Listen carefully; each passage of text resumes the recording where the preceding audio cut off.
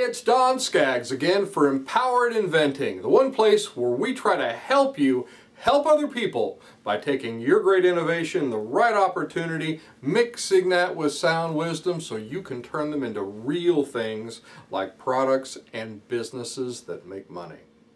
Now today, I got a question for you.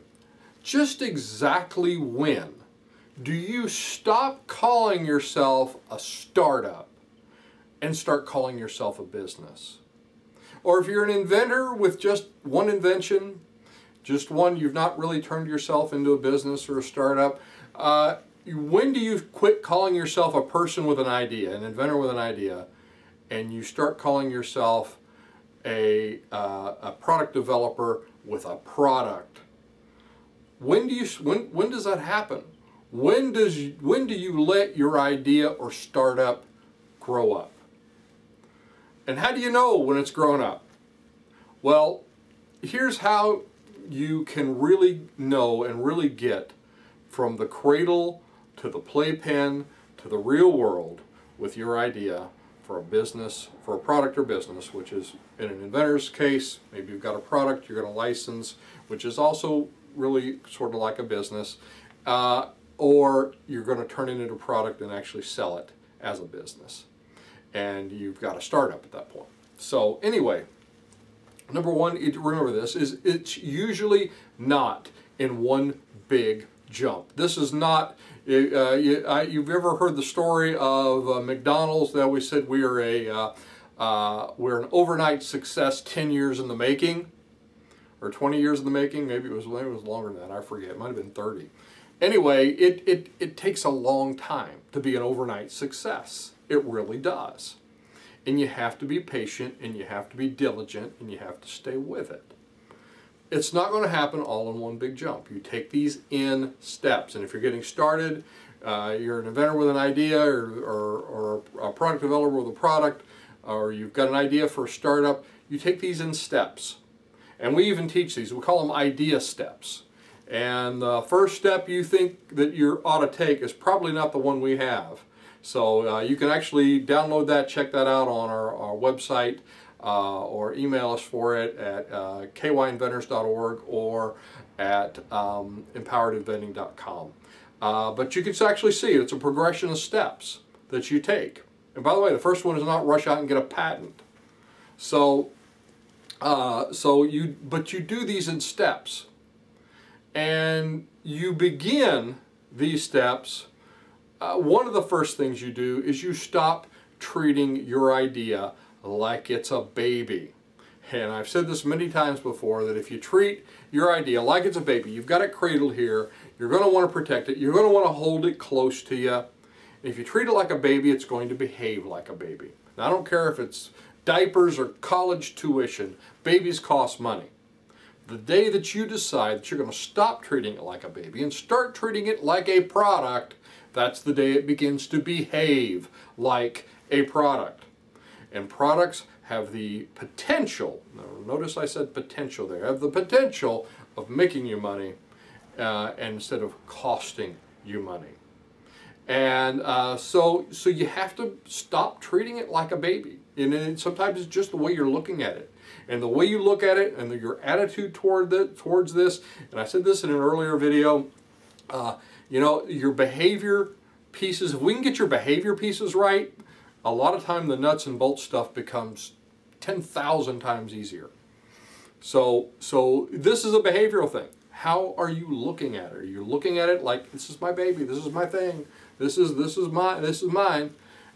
Or are you looking like, okay, this is a product, and we're going to make this product successful. So don't treat it like a baby. Another thing is you got to start getting it out into the real world. Take those smart, strategic steps to protect yourself first. Again, we teach these in idea steps.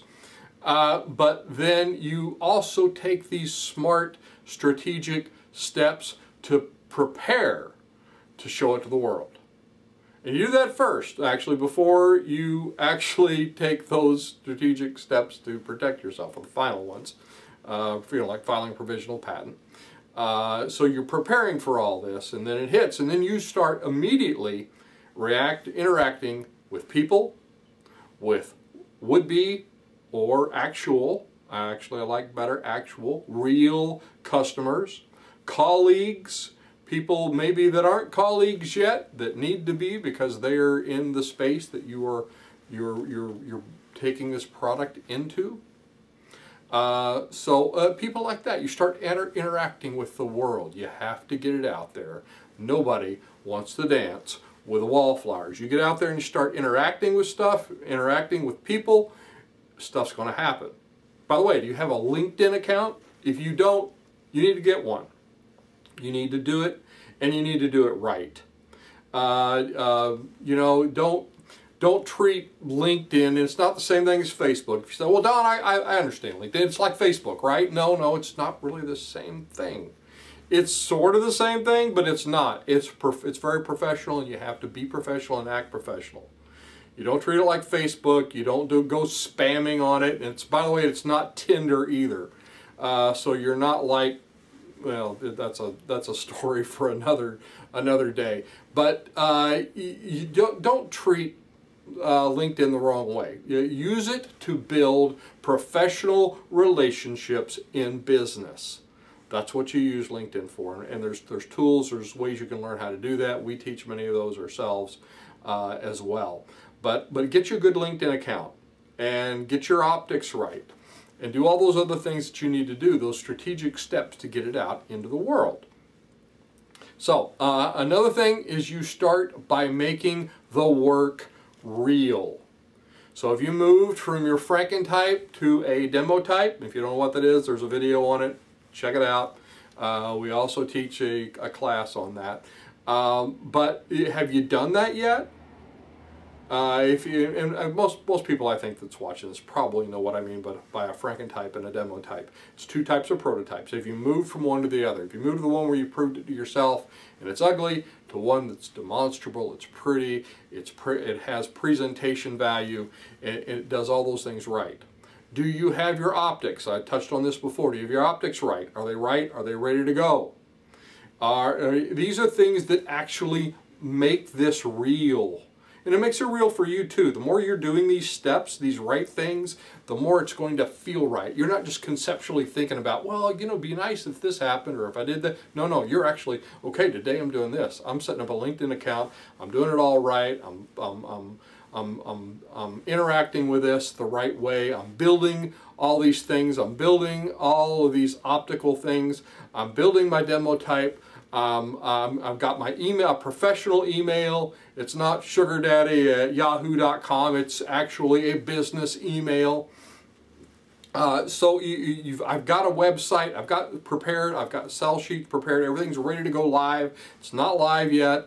I'm doing those right strategic steps in the right order. So you're getting all these things correct. You're getting all these optics ready. And it feels real then. It really becomes real. So do you have your business structures in place? And by the way, don't get stifled. A lot of inventors, entrepreneurs, especially startups, they get all stifled with this. Is like, oh, what do I have to do? I have to get a lawyer. I have to do this. I have to do that. Business structures do not have to be overly complicated, but it has to be in place. I've got S corps. You can do LLCs. Some people do sole props. Although, you know, again, that's probably another video or another class on digging down into the differences between those and actually building a business around your idea. But it doesn't have to be complicated. This is just as easy as any of the other steps.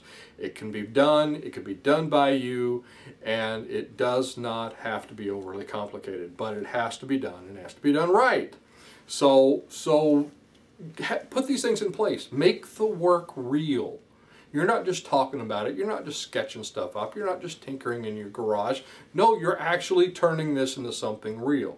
And you'll turn around, you'll do some of these things, you'll turn and look at it and say, you know what, this is turning into a real thing. And it encourages you. There's no better encouragement than progress on these types of items. So do you have traction?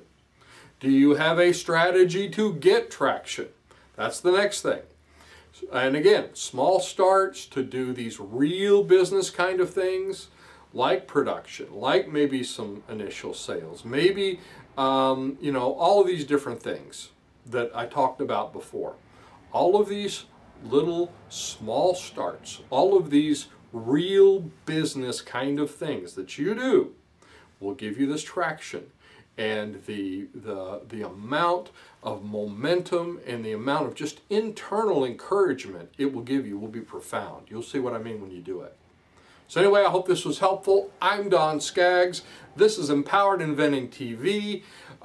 Check out our website, empoweredinventing.com. And I will look to see you at the next meeting, workshop, maybe one of our online classes, or on the next video.